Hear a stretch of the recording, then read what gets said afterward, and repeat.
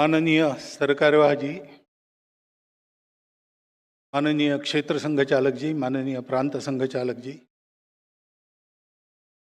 उपस्थित सभी संघ के माननीय अधिकारीगण और राष्ट्र जीवन के विभिन्न क्षेत्रों में काम करने वाले सभी गणमान्य जन, देशों का प्रतिनिधित्व भारत में करने वाले सभी डिप्लोमैट्स, जो संत चरण, माता भगिनी, 2018 में इसी प्रकार का एक कार्यक्रम इसी सभागृह में हो। संघ के बारे में बहुत सारी चर्चाएं चलती ही है। ध्यान में आया कि चर्चा में जानकारी कम है। जो जानकारी है वो ऑथेंटिक नहीं है, और इसलिए अपने तरफ से संघ की सत्य और सही जानकारी देना, जो भी संघ के बारे में चर्चा हो वो परसेप्शन के आधार पर न हो, फैक्ट्स के आधार पर हो।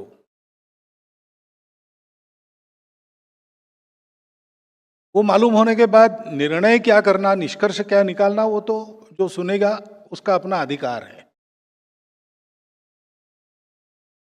किसी को कन्विंस नहीं करना है, बस बताना है।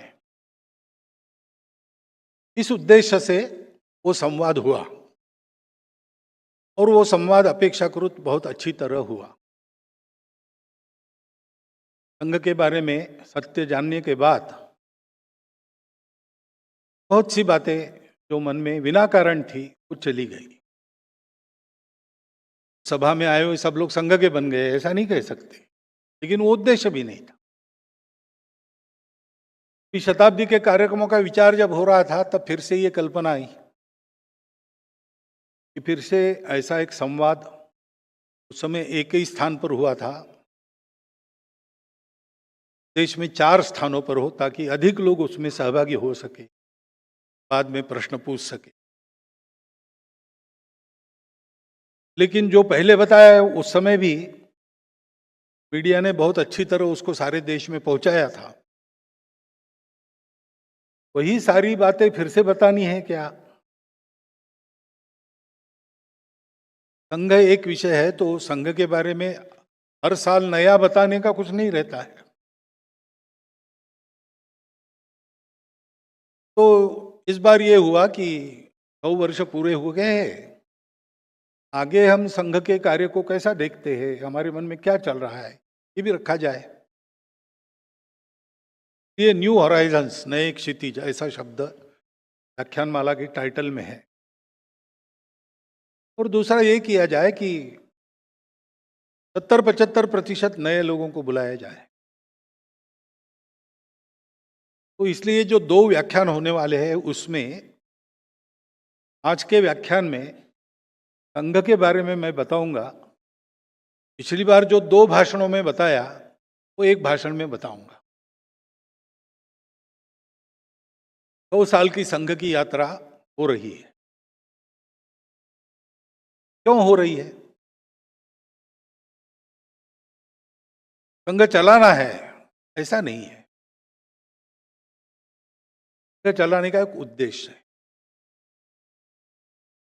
और ये राष्ट्रीय स्वयंसेवक संघ क्यों शुरू हुआ, इतनी सारी बाधाएं वगैरह आई, स्वयंसेवकों ने सारी कठिन परिस्थितियों में से रास्ता निकालकर इसको चलते क्यों रखा, और 100 साल चलने के बाद भी नए क्षितिजों की बात क्यों कर रहा है। अगर एक वाक्य में आपको उसको उत्तर देना है तो वो वाक्य संघ की प्रार्थना के अंत में हम स्वयंसेवक लोग रोज कहते हैं, भारत माता की जय। अपना देश है,